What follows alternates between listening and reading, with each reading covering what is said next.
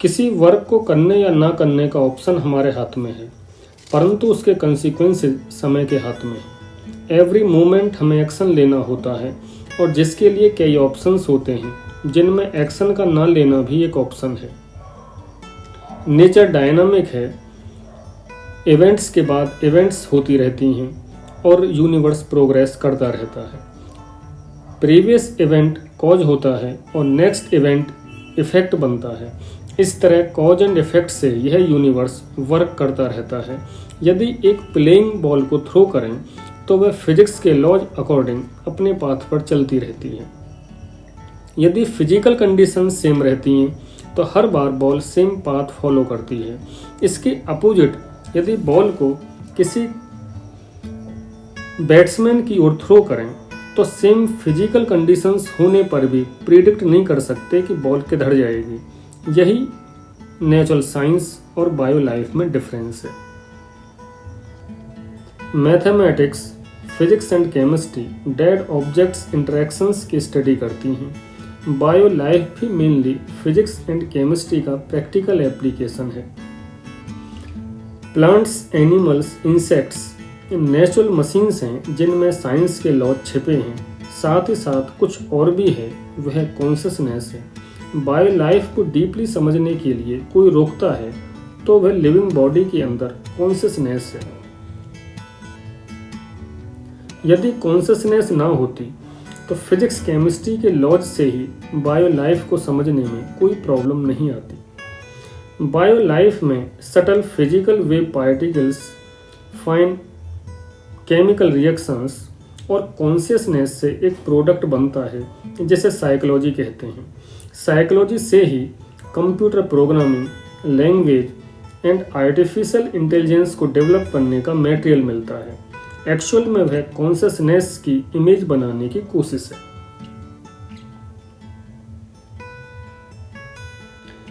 Natural phenomena को जानने समझने के लिए आज मैथमेटिक्स, फिजिक्स, केमिस्ट्री हैं।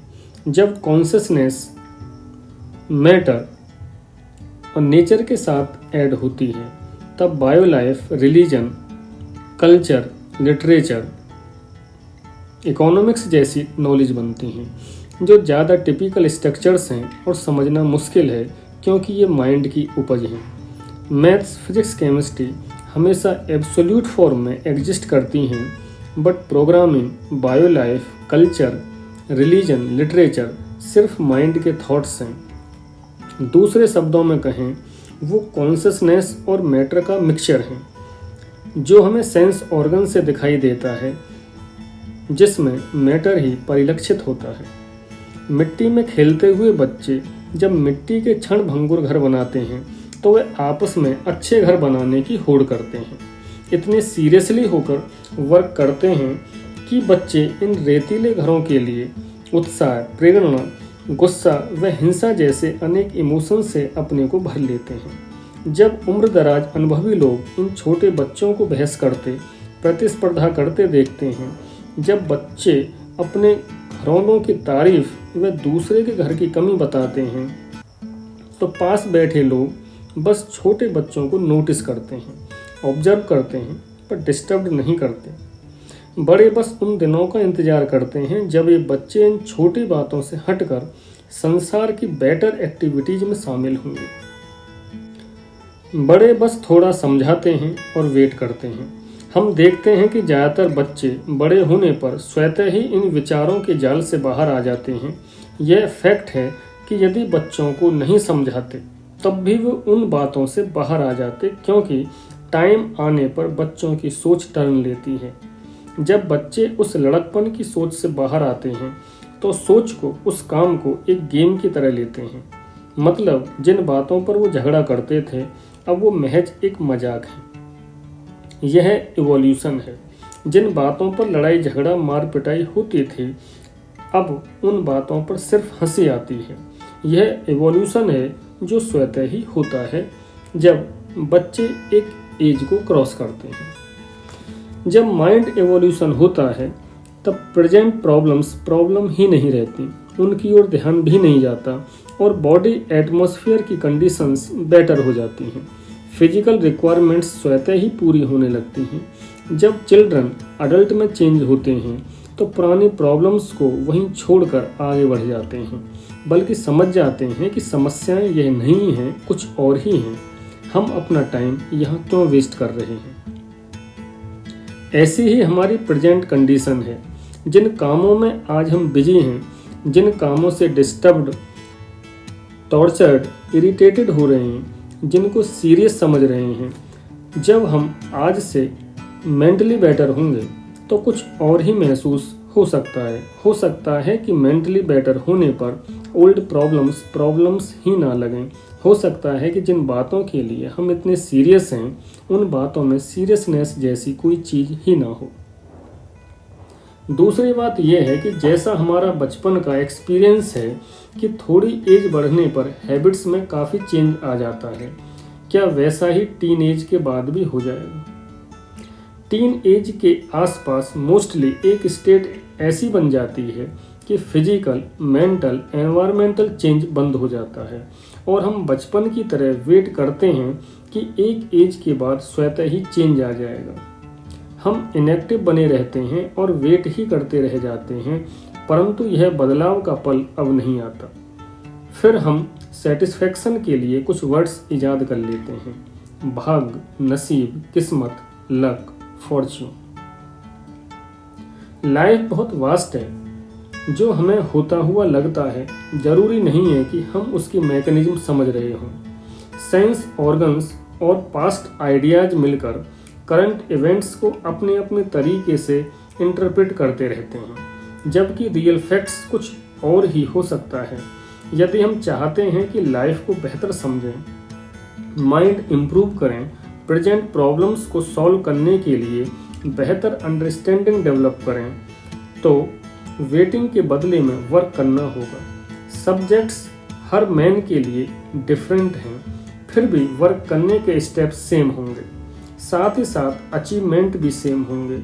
तो वर्क करने का तरीका क्या है जिससे पॉजिटिव चेंजिंग आए, इस एक एलिगरी से समझने की कोशिश करते हैं। मान लो एक आदमी प्रिजन में है और प्रिजन से बाहर निकलना चाहता है, तो स्टेप्स ऑफ वर्क क्या होंगे। फर्स्ट ऑफ ऑल, उस आदमी को जो जेल में है यह फील होना चाहिए कि वो कैद में है, प्रॉब्लम में है और जेल से बाहर की दुनिया बेहतर है। जेल की दुनिया के कंपैरिजन में बाहर की दुनिया में ज़्यादा फ्रीडम है। बाहर जीवन को आसानी से जिया जा सकता है, ऐसा कैदी को महसूस करना होगा। यदि जेल से बाहर निकलना है, प्रिजनर को मानना होगा कि प्रिजन से बाहर आने के बाद उसको वह प्रॉब्लम नहीं रहेगी जिसके लिए वह स्ट्रगल कर रहा है। कारागार का संघर्ष स्थितिगत है। कारागार से बाहर वैसी प्रॉब्लम्स नहीं हैं जैसी अंदर हैं। सबसे पहले इस बात को रियलाइज करना होगा कि मैं कैद में हूँ। अक्सर आदमी को लगता है कि प्रॉब्लम्स नहीं है, जीवन का तरीका ही ऐसा है, जीवन ऐसे ही प्रॉब्लम्स में चलता रहता है। आदमी ऐसी गलत धारणा रखता है कि सभी ऐसी ही समस्याओं में रहते हैं। जीवन है तो समस्याएं हैं। मनुष्य भौतिक समस्याओं को मानसिक समस्या मान लेते हैं और सभी समस्याओं को मन की समस्या मान लेते हैं। ह्यूमन असम्पशंस बना लेते हैं कि प्रॉब्लम्स को सॉल्व करने की कोशिश मत करो, ऐसी प्रॉब्लम्स कभी सॉल्व नहीं हो सकती। ये प्रॉब्लम्स ही लाइफ का एंजॉयमेंट है। यदि प्रेजेंट प्रॉब्लम्स खत्म हो गई तो लाइफ बोर हो जाएगी। ऐसी थिंकिंग बनाकर माइंड अपने को आलस्य में धकेलता है। मैं ऐसे ड्रीम तैयार करता है कि अपने को खुश समझो, सेटिस्फाइड समझो। ऐसे इल्यूजन्स की वजह से आदमी एक ही सिचुएशन में बहुत लंबे टाइम तक बना रहता है, एक ही चक्र में घूमता रहता है। दूसरों से कंपेयर करता है तो देखता है कि physical, mental and financial conditions दूसरों के कंपैरिजन में उसकी अच्छी नहीं है, तो अच्छे टाइम के लिए वो वेट करता है, परंतु यह भूल जाता है कि यह दुनिया कर्म की दुनिया है, जहाँ बिना किए कुछ नहीं होता। जो अपने आप होता हुआ दिखाई देता है उसे भी कोई ना कोई अपने लिए ही कर रहा होता है। जिसका एक्स्ट्रा पार्ट, बचा हुआ हिस्सा जब किसी को मिलता है तो उसको लगता है कि बिना कुछ किए हुए ही मिल जाता है, पर ये एक कोइंसिडेंस होता है। फॉर एग्जाम्पल, अपनी फैसिलिटी के लिए कुछ लोग मिलजुल कर रोड बनाते हैं, परंतु जब रोड बनेगी तो चलेंगे वो भी जिन्होंने उसके लिए कुछ भी नहीं किया। तब उन लोगों को ऐसा फील हो सकता है कि हमें बिना कुछ किए हुए ही सड़क बनाए बिना ही ट्रैवलिंग करने के लिए मिल गई। यह उन आदमियों का इल्यूजन है। चलने के लिए पे हमेशा करना पड़ेगा। इसे समझने का गणित आसान नहीं है। जो हमको बिना कुछ किए मिल जाता है तो जान लेना चाहिए कि इसके लिए पे करना पड़ेगा, साथ ही साथ एक्स्ट्रा पे भी करना पड़ेगा यदि आप काम टाइम के बाद करते हैं तो। कुछ भी अपने आप नहीं होता, करना पड़ता है। परिवर्तन करने के लिए स्टेप्स उठाने पड़ते हैं। यदि आदमी को लगता है कि अपने आप होता है तो ये साइंस के लॉज से हो रहा है या इल्यूजन है कि चेंज हो रहा है। ओवरऑल फैक्ट ये है कि जो पाना चाहते हैं उसके लिए अपनी ओर से एक्शन लेना पड़ता है। जो एक्शन नहीं लेते उन्हें नेचर्स लॉ के अकॉर्डिंग ही मिलता है। बदले में नेचर फोर्सफुली उनसे वर्क करा लेती है। संसार नियमों में बंधा पड़ा है। यदि प्रिजन से बाहर निकलना है तो रियलाइज करना होगा कि मैं प्रिजन में हूँ। आवश्यक नहीं है कि यदि रियलाइजेशन हो जाए कि मैं प्रिजन में हूँ, प्रॉब्लम में हूँ, तो प्रॉब्लम सॉल्व हो जाए। प्रॉब्लम सॉल्व करने के लिए मेरे अंदर एक इच्छा होनी चाहिए, इरादा होना चाहिए। टारगेट तभी अचीव होगा जब विश होगी, जिसके लिए मुझे मोर इन्फॉर्मेशन कलेक्ट करनी होगी। साथ ही साथ ऐसे माइंड सर्च करने होंगे जिनकी भी यही इच्छा है, जो जेल से मुक्त होना चाहते हैं। कोई भी सिग्निफिकेंट वर्क इंडिविजुअली नहीं हो सकता, दूसरों के कोऑपरेशन से मिलजुल के ही होगा। माइंड में ईगो एलिमेंट होने की वजह से फॉल्स आइडिया डेवलप करता है कि मैं अकेले अकेले ही इस काम को कर लूँगा, किसी फ्रेंड की क्या ज़रूरत है। इसी ईगोइस्टिक फॉल्स आइडिया की वजह से माइंड नहीं समझ पाता कि वर्क करने में प्रॉब्लम कहाँ आ रही है। सारा काम मुझे ही करना पड़ेगा तो उसमें बहुत उलझने आएंगी और काम कंप्लीट होने में समय लगेगा। इसलिए मुझे हेल्प चाहिए, इसलिए फ्रेंड्स चाहिए।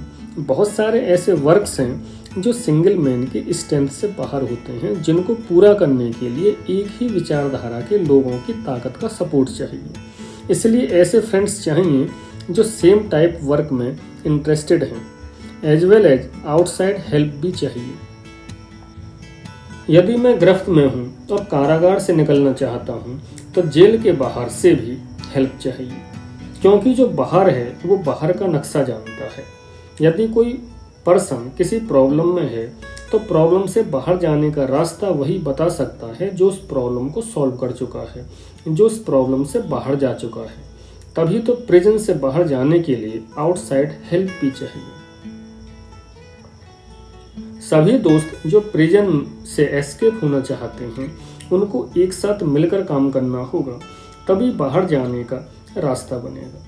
यदि मिलकर काम नहीं करेंगे तो रास्ता कभी नहीं बन पाएगा। अकेले अकेले काम करना बहुत मुश्किल होता है। स्टैटिस्टिक्स बताता है कि अकेले काम करने से अक्सर काम पूरा नहीं होता। अकेले काम करने में सोशल रिस्ट्रिक्शंस भी ज़्यादा लगती हैं।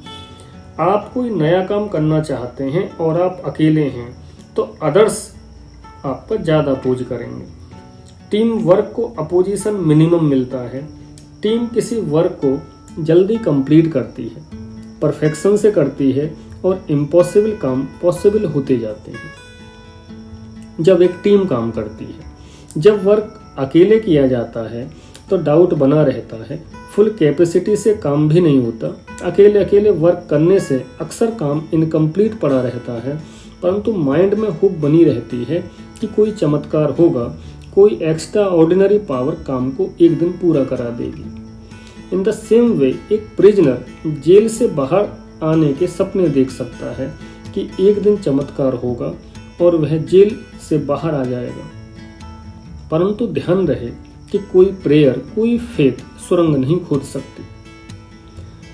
कोई भी देवता अदृश्य दिव्य शक्ति इस संसार में फिजिकल वर्क नहीं कर सकती है। जब भी कोई मनुष्य किसी शारीरिक भौतिक कार्य करने में असमर्थ हो जाता है तो वह ब्रह्मांड की अदृश्य मायावी और काल्पनिक शक्तियों को याद करने लगता है।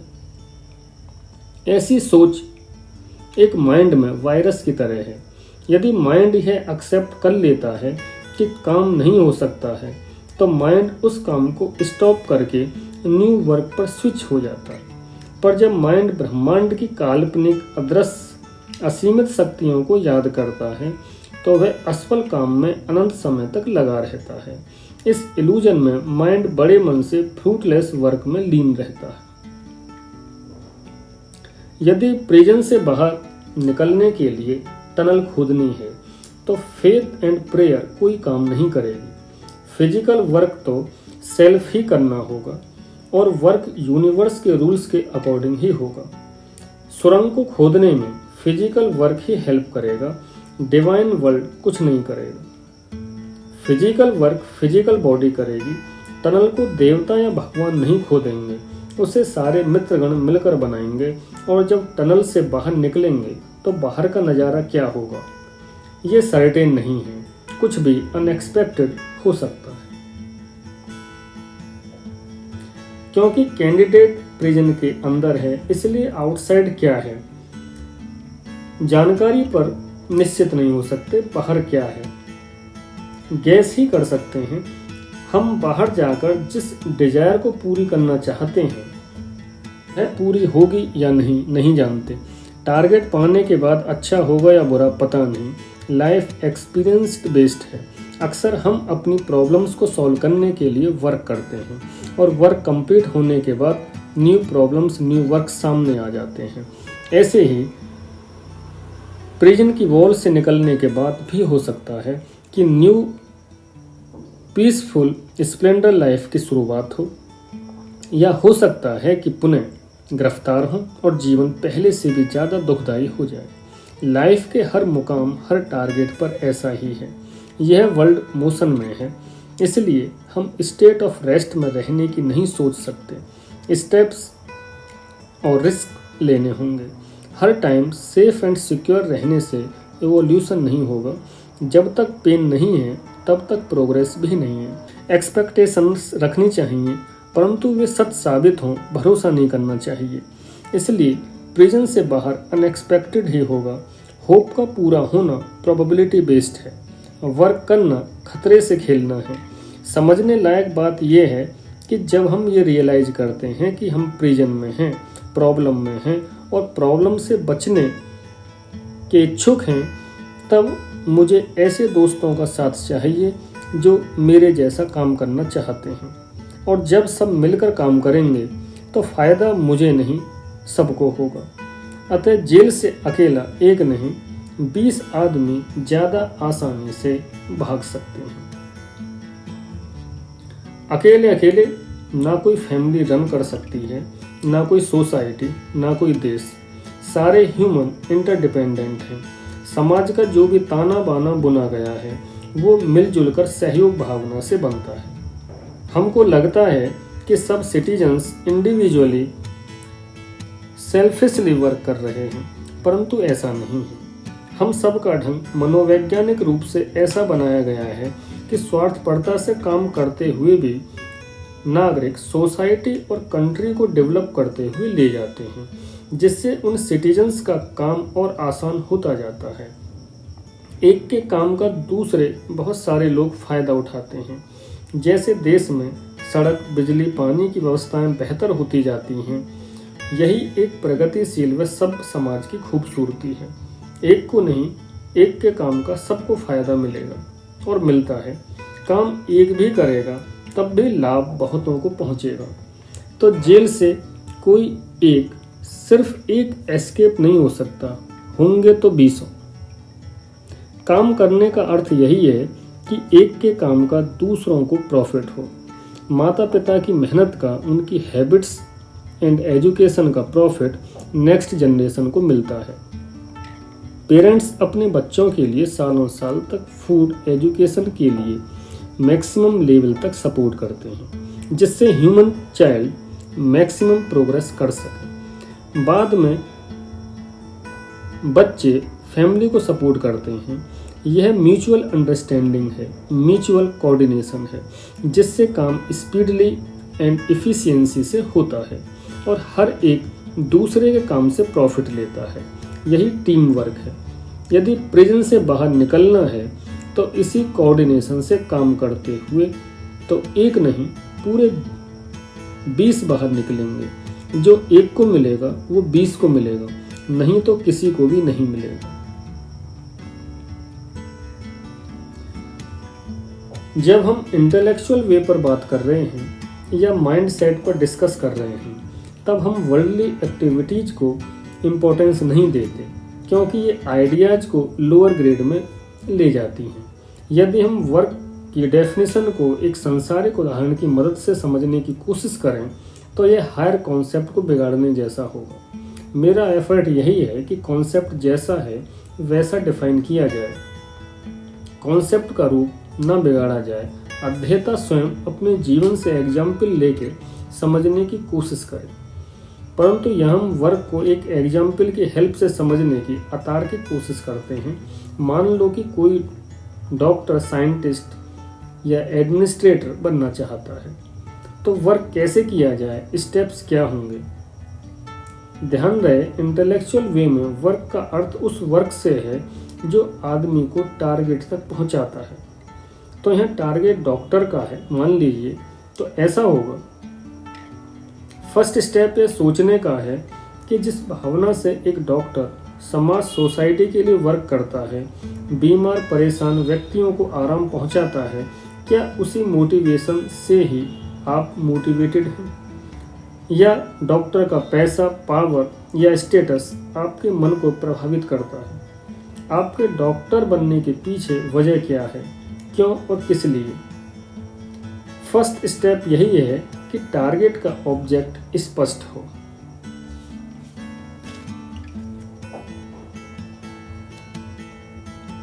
क्या बीमार लोगों को देखकर आपके मन में दया भाव आते हैं, या बीमारियां देखकर आपके मन में कुछ होता है, या डर का इमोशन आता है, या डॉक्टर की पॉपुलैरिटी चाहिए, या डॉक्टर की फ्रीडम चाहिए। फर्स्ट स्टेप किसी भी काम के लिए यही है कि रियल पैशन क्लियरली शो होना चाहिए, वह भी पूरी ऑनेस्टी के साथ। यदि डॉक्टर बनने जा रहे हैं मनी अर्न करने को, तब भी सही है। यदि सोशल सर्विस को, तब भी सही है। यदि आपके माइंड में मनी पैशन है और समाज सेवा बता रहे हैं, तो माइंड हमेशा दुविधा में रहेगा और एनर्जी वेस्ट करता रहेगा। सबसे पहले वर्क का मोटिवेशन ट्रांसपेरेंट होना चाहिए। जिस लेवल तक पहुंचना चाहते हैं, उस लेवल तक जितनी नॉलेज चाहिए, उसके लिए syllabus, books, facilities, outer help जो भी हो, minimum to minimum limit fix करें, एक मैप बनाएं और वर्क करना स्टार्ट करें। कुछ और भी कैंडिडेट्स होंगे जो वही काम करना चाहते हैं जो आप, जो डॉक्टर्स बनना चाहते हैं, वैसे ही परीक्षार्थियों की तलाश करें और मित्र बनाएं। वे लोग जिन्होंने पास्ट में उसी दिशा में काम किया जिसमें आप कर रहे हैं, परंतु सफल नहीं हो पाए, वे आपके लिए इमेंस इम्पोर्टेंस के साबित हो सकते हैं। उनकी मेरिट्स व डिमेरिट्स को जानकर समझकर आप अपने काम को और बेहतर कर सकते हैं। वे व्यक्ति जो सफल हो गए हैं, उनके पास आपके लिए कम टाइम होगा, परंतु उनको देखकर आप इंस्पायर हो सकते हैं और अपने मन की नेगेटिविटी को हटा सकते हैं। माइंड एंड पर्सनैलिटी दोनों नित्य परिवर्तित होने वाली स्थितियां हैं, इसलिए कोई भी अपने पास्ट स्टेप्स, डिसीजंस के लिए सर्टेन होकर नहीं कह सकता। डाउट्स रिमूव करने के लिए, ज़्यादा से ज़्यादा एग्जैक्ट कैलकुलेशंस के लिए हमको अपने फील्ड के फ्रेंड्स चाहिए। Adjustment, socialism, coordination, friendly behaviour यदि हमने नहीं सीखे तो दूसरे लोग जो हमारे साथ रहते हैं हमको परेशान करते रहते हैं और उस टाइम ज़्यादा डिस्टर्ब करते हैं जब हम अपने टारगेट के पास होते हैं। जब हम सक्सेसफुल होंगे तब भी हमको सोशली वर्क करना पड़ेगा। हमें इमोशनल रिक्वायरमेंट्स जैसे पॉपुलैरिटी, मनी एंड पावर चाहिए, जो हमें सोशल कोऑर्डिनेशन से ही मिलेगी। अकेले अकेले जीवन का कोई हिस्सा नहीं जिया जा सकता। हर कदम पर मित्रों की अनिवार्यता रहेगी। Teachers, institute, successful people, motivators ये आउटसाइडर्स हैं जिनके बिना सक्सेस नहीं मिलती। फ्रेंड्स साथ साथ काम कर सकते हैं, साथ साथ चल सकते हैं, पर टीचर्स, मोटिवेटर्स साथ साथ नहीं चल सकते। ये गाइड करते हैं, जिनका गाइडेंस ही आशीर्वाद है। यह नहीं कि चीज़ों को आंख मूंद के एक्सेप्ट करो, परंतु एक्सेप्टेंस एटीट्यूड में ही फायदा है। चीज़ों को एक्सेप्ट करना सीखो। टीचर्स की गाइडेंस में ही सब कैंडिडेट मिलजुल कर हेल्प कर सकते हैं और वर्क की डायरेक्शन मेंटेन कर सकते हैं। यदि नॉलेज गेन नहीं हो रही है, सिलेबस कंप्लीट नहीं हो रहा है, तो ये समझ लो कि उसको कोई नहीं कर सकता, वो आपको ही करना है। माइंड का इनसाइड वर्क आपको ही करना है। यहाँ कुछ भी दैवीय नहीं, सब कुछ वैज्ञानिक है। हर फिनोमिना की एक मैकेनिज्म है और हर मैकेनिज्म का डेफिनेट कॉज है। नॉलेज गेनिंग का मेथड, टाइम सब नियमों के अधीन है। नियमानुसार वर्क करके नॉलेज गेन की जा सकती है, परंतु ध्यान रहे कि कोई दूसरा मेरे लिए नॉलेज गेन नहीं कर सकता। फिजिकल ऑब्जेक्ट दूसरा दे सकता है, पर नॉलेज तो खुद से ही पानी होती है। अदर्स वर्क से गाइडेंस मिलती है, मेथड्स मिलते हैं, फिजिकल हेल्प मिलती है, बट फाइनली काम अपने आप ही करना पड़ता है। कोई टोना टोटका, प्रार्थना, दिव्य शक्तियाँ, शॉर्टकट्स, चीटिंग्स हेल्प नहीं कर सकते। मान लो डॉक्टर बनने के इच्छुक आदमी को बिना नॉलेज गेन किए डायरेक्ट सारे सर्टिफिकेट बनाकर दे दें, क्लिनिक हॉस्पिटल कंस्ट्रक्ट करके दे दें, तो क्या वह आदमी अपने प्रोफेशन में कामयाब हो जाएगा? हम सभी ऐसी कोशिश करते हैं। एक्चुअल पाथ फॉलो करने में टाइम लगता है, तभी वर्क का proper result and real satisfaction मिलता है। अक्सर लाइफ में हम कंट्रोवर्सी देखते हैं। बिना नॉलेज के भी लोग सक्सेस गेन करते देखे जाते हैं। जब कभी ऐसा हो तो समझ जाना चाहिए कि किसी प्रोग्रेसिव माइंड की मेहनत बैकग्राउंड से काम कर रही है। नॉलेज कहीं और जगह से मिल रही है। कोई ना कोई रियल सोर्स है जो अपनी पावर को इस अपात्र व्यक्ति में ट्रांसफ़र कर रहा है। ये एक रियल फैक्ट है, कोई मिरेकल नहीं है। हम अपनी पावर्स और कैपेसिटीज को एक लिमिट में दूसरों में ट्रांसफ़र कर सकते हैं और एक ही समय में कई सारे लोगों में भी। इसमें कुछ भी चमत्कारिक नहीं है, सब कुछ तार्किक है व वैज्ञानिक है। यह ऐसे ही है जैसे अर्न कोई करे और पैसे मित्र के खाते में डाल दे। मटेरियलिस्टिक ऑब्जेक्ट्स को हम लोगों में बांट सकते हैं, पर थॉट्स को एक साथ अनंत मित्रों में प्रोपगेट कर सकते हैं। यह लॉजिकल है, परंतु जब वर्ल्ड में इफेक्ट दिखता है तो चमत्कार लगता है।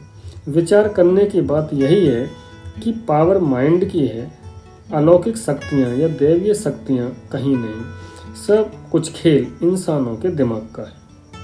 पहले माइंड मैप बनाता है, फिर नॉलेज गेन करता है, वह नॉलेज फिर फिजिकल वर्ल्ड में मैनिफेस्ट होती है। जब तक माइंड आउटर वर्ल्ड में प्रोजेक्ट नहीं होता तब तक वर्क दिखाई नहीं देता। कोई प्रेयर, कोई फेथ आपको डॉक्टर नहीं बना सकता। इस संसार में लॉज अप्लाई होते हैं, सब कुछ नियमों के अधीन है। जब एक ग्रुप जिनका एम डॉक्टर्स बनने का है साथ मिलकर काम करेंगे, काम सीखने को तैयार होंगे, तभी डॉक्टर्स बनेंगे। जब सब कोऑर्डिनेशन, कोऑपरेशन स्पिरिट से काम करेंगे तो एक नहीं 20 डॉक्टर्स एक साथ बनेंगे। वे सब एक दूसरे को इंस्पायर करेंगे, नॉलेज म्यूचुअली शेयर करेंगे, फिजिकल वर्क में हेल्प करेंगे और सेफ एंड सिक्योर फील करेंगे। यही ग्रुप एनर्जी का इफेक्ट है कि हर एक अपने ग्रुप में सभी से हेल्प ले सकेगा। जो एक को मिलेगा वो सभी को मिलेगा। यह दुनिया जितनी खूबसूरत है उतनी ही अनसर्टेन है। यह कन्फर्म नहीं है कि आगे सब कुछ अच्छा होगा और ना ही कन्फर्म करने की ज़रूरत है। यह टाइम और स्पेस की दुनिया है, सब कंडीशनल है और प्रोबेबिलिटी बेस्ड है। वर्क के बाद जो मिले एक्सेप्ट करने को तैयार रहना चाहिए और आइडेंटिफिकेशन से बचना चाहिए। हमको काम करना है, कोई पर्टिकुलर काम नहीं करना। यदि बात समझी जाए तो रिजल्ट सबको मिलता है, सक्सेस सबको मिलती है। डॉक्टर करियर की बात करें, डॉक्टर की so called post, power, money को हम डॉक्टर समझते हैं। डॉक्टर माइंड की इनर क्वालिटी है जो बिना पोस्ट, पावर और वेल्थ के भी है। पोस्ट एंड पावर यह संसार नहीं देता, संसार में यह मैनिफेस्ट होता है, परंतु उसको माइंड गेन करता है। माइंड उस लेवल पर ना हो तो वो चीज़ कभी नहीं मिलती। अनसक्सेस की बात तो यहाँ कुछ भी नहीं है। Real work must be continue और एग्जिस्टेंस जितना ऑर्डर देता है उतना काम करना ही होता है। डॉक्टर बनने का मन है तो डॉक्टर बनिए। जिस काम को करने का इंटरनली फोर्स क्रिएट होता है उसे करिए। मनी अर्न करना है तो करिए, रिसर्च करनी है तो करिए, रेस्ट करना है तो रेस्ट करिए, परंतु इमोशंस मिक्स मत करिए कि वर्किंग नेचर से माइंड मोटिव का पता ही न चले। दूसरों को उनका काम करने दें, अपना काम पहचानें। जहाँ तक हो सके दूसरों को डिस्टर्ब ना करें। जानने की कोशिश करें कि एग्जिस्टेंस मुझसे क्या चाहता है, क्या कहता है। वर्क को फिर एक बार और समझने की कोशिश करते हैं। हर एक ऑर्गेनिज्म के वर्क करने के पीछे डेफिनेट मोटिव है। कहीं ना कहीं ऑर्गेनिज्म की बॉडी माइंड में कुछ कमी है या ऑर्गेनिज्म को अपने जीवन में कमी लगती है, जिसको पूरा करने के लिए वह वर्क करता है। चाहे कोई डॉक्टर बनना चाहे या बिजनेसमैन या साइंटिस्ट या सोशलिस्ट, उस आदमी के अंदर अपूर्णताएं हैं जिनको पूर्ण करने के लिए उसे वर्क करना पड़ रहा है। आदमी इस अर्थ पर जिस कंडीशन में है वह अच्छी नहीं है। वह प्रोग्रेस कर सकता है, अपने को बेटर कर सकता है, हाईली कॉन्शियस हो सकता है, जिसकी फ्यूचर में अनगिनत संभावनाएं हैं। ह्यूमन बॉडी में बहुत सारे फंक्शंस हैं जो स्लीप में हैं, उनको जगाया जा सकता है। फिलहाल बॉडी एक मशीन की तरह बिहेव कर रही है जिसमें कॉन्शसनेस नहीं है। इस फैक्ट को सत्यापित करके देखें और समझने की कोशिश करते रहें and verify it with in your present life. मतलब लाइफ में प्रॉब्लम्स हैं जो सॉल्व हो सकती हैं। हर प्रॉब्लम का सॉल्यूशन है। सभी प्रॉब्लम्स टेक्निकल हैं। इस बात को रियलाइज एंड वेरीफाई करते रहें और माइंड को इवॉल्व करने के लिए आगे बढ़ते रहें। Collect more and more examples in your life and realise. Daily life में एक एक इंसिडेंट पर ध्यान दें और अपने एक्शंस को कैटेगराइज करें कि वो स्लीप का है, मशीन का है, वर्स्ट पोजीशन का है या हाईली कॉन्शियस हो सकता है। जैसे मॉर्निंग में नींद से जगना चेंज ऑफ स्टेट है। इसको फील करना कि जब स्टेट चेंज होती है तब कैसा लगता है। स्लीप एंड अवेक में क्या डिफरेंस है, क्या बेटर है। अवेक में आने पर बॉडी में क्या चेंजेज आते हैं और कितनी पावर्स बढ़ जाते हैं। जानने समझने का खुद से प्रयास करें। जब नींद से जगते हैं तो माइंड एक्टिव होने लगता है, मेमोरी, डिजायर्स, आइडेंटिटी रिवाइज होने लगती हैं और माइंड एटमॉस्फेयर से कनेक्ट होने लगता है। तो ध्यान दें कि डिजायर्स, मेमोरी जिस ऑर्डर में, जिस क्रम में आती हैं, अपने मन का अध्ययन करें और गैस करें कि हमारा होश जिस स्टेट पर रुक गया है क्या उससे आगे भी कोई स्टेट है। क्या सभी लोग हमारी तरह ही एटमॉस्फेयर को फील करते हैं। डीपली ऑब्जर्वेशन से महसूस होता है कि अवेकनिंग लेवल हर आदमी का डिफरेंट है। इस लेवल में ग्रेडिंग का फर्क है।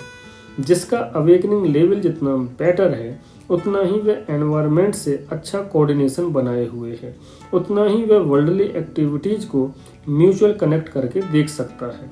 अदर्स को ऑब्जर्व करके देखें, गैस करके देखें कि इस अवेकनिंग स्टेट जिसमें मेरा माइंड रहता है, यदि वो थोड़ा इम्प्रूव हो तो दुनिया कैसी नजर आएगी।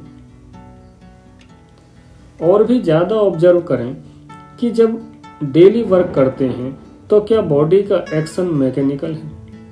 अक्सर हम फील कर सकते हैं कि किसी पर्टिकुलर वर्क को करने का ढंग हर बार एक जैसा ही रहता है और सेम इवेंट होने पर माइंड में सेम फ्लैश ऑफ थॉट आता है।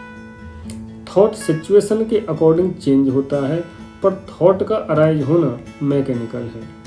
इससे यह वेरीफाई होता है कि हमारी mind and body actions fixed हैं।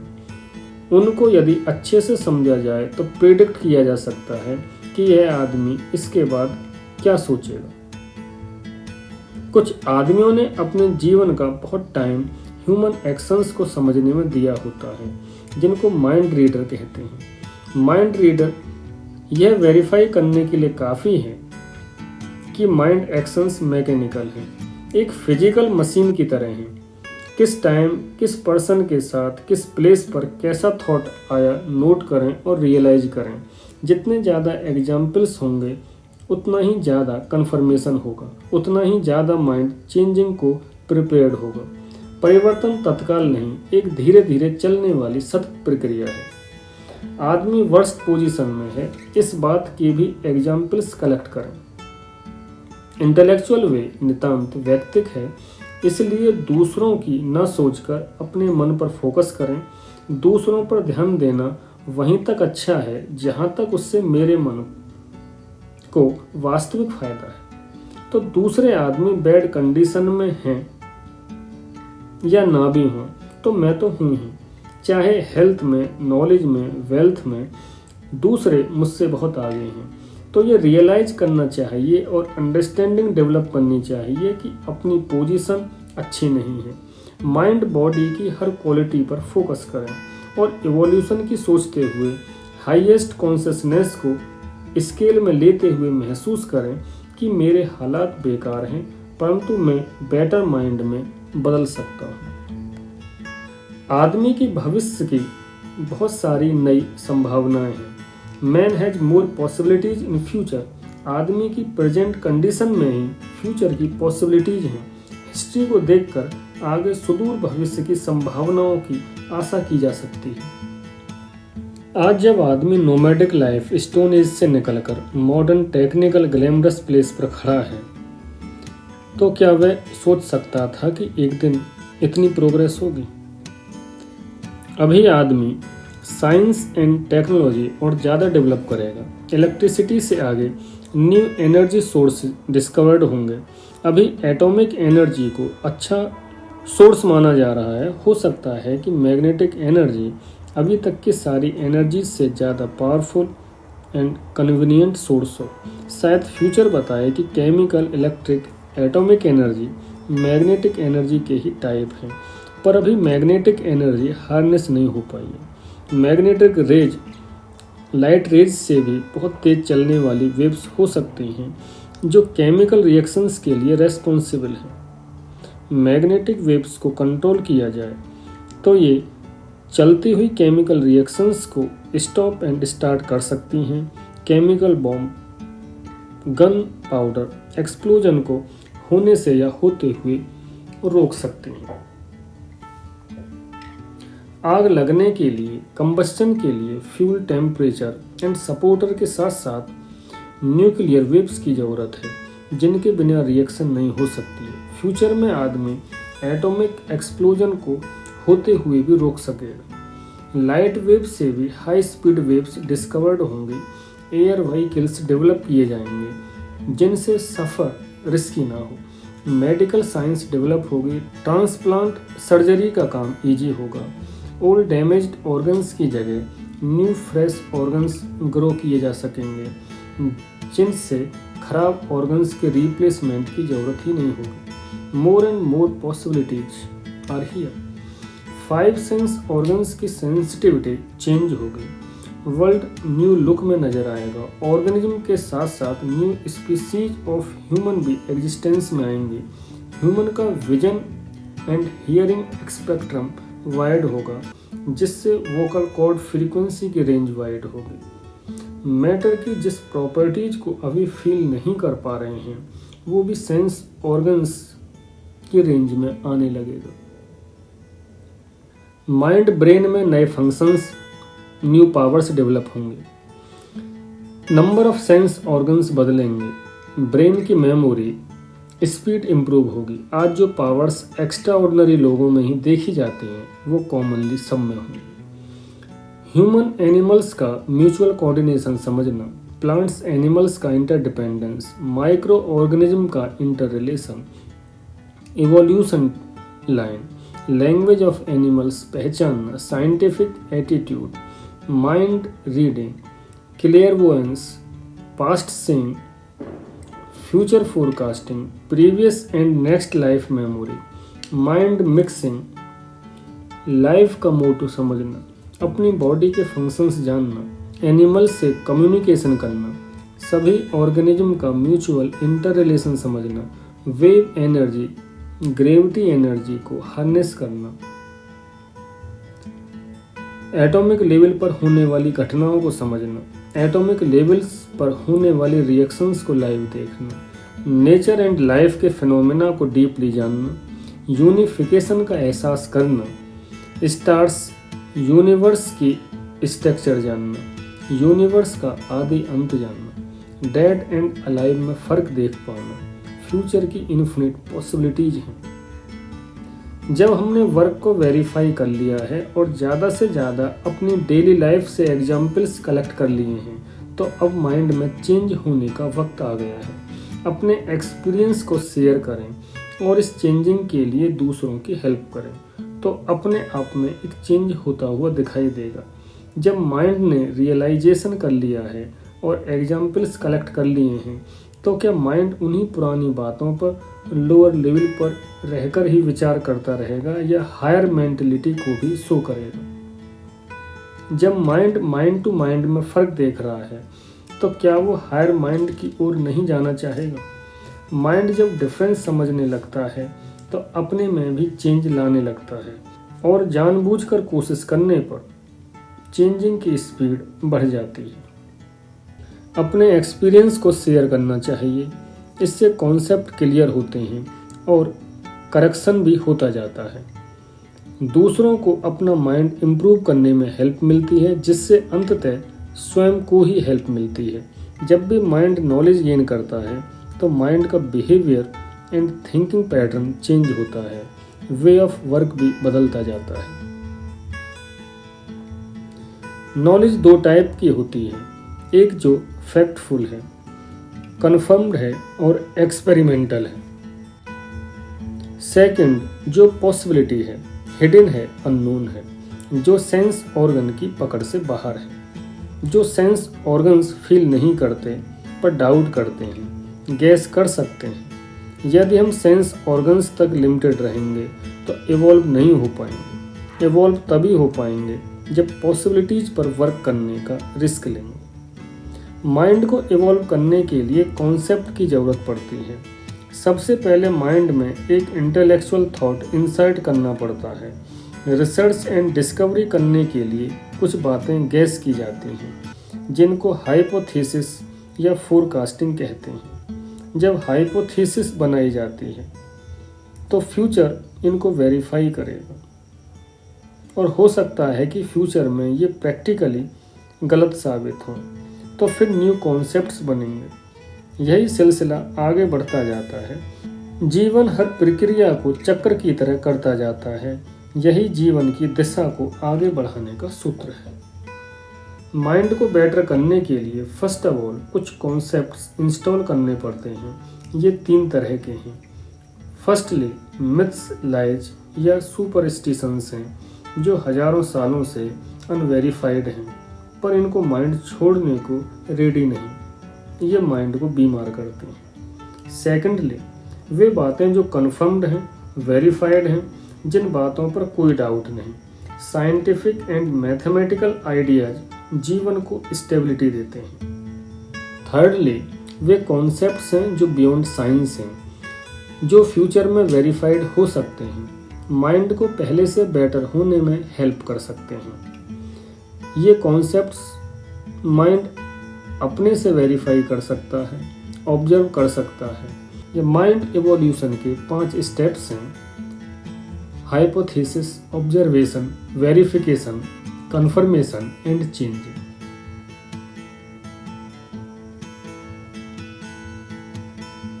यदि माइंड ऑब्जर्व करता है,